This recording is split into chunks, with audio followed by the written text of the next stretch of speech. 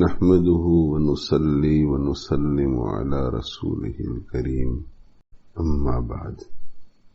So let us not slip, falter, make a mistake this Ramadan. Let us make a firm resolution that inshallah, no Geebah, nothing. There are certain opportunities where a person is able to do Geebah, when Geebah becomes mubah. There are certain times.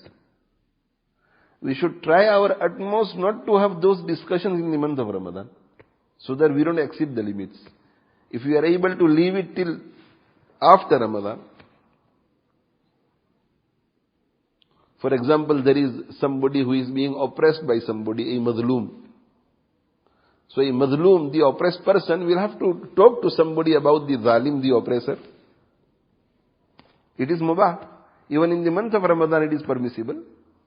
He may go to his senior, he may go to somebody and say that this person is like this, like this, like this, he is doing this to me. It is Geebah, but it is permissible Geebah. But if it is not associated to anything urgent, and if we are able to bear whatever oppression is coming our way with patience, it's not going to harm our life, our health, our family, our wealth, then bear it with patience and do whatever you want to after the month of Ramadan. No Geebah, no suspicious thoughts. If we try our utmost to abstain from suspicious thoughts, then we will stop looking at other people. We will become attentive. That as it is, I am the victim of this illness.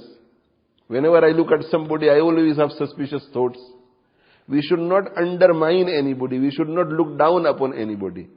I am a victim of that. We will feel this way. And we will become attentive that it's best to keep your eyes closed. It's best not to look at other people. So don't look at the good, don't look at the bad, so you don't have suspicious thoughts. You don't look down upon anybody. So let us make a firm resolution that inshallah this Ramadan will go very clean. And not only up to Eid al-Fitr. This will be the basis. The 30 days of Ramadan will become the basis of my whole life becoming a life of taqwa. This should be our resolve. Because Allah has made this month so that we may become muttaqeen not only for the month of Ramadan, forever. So if we genuinely and truly strive during these 30 days, insha'Allah, that will become the foundation for the everlasting taqwa until we breathe our last.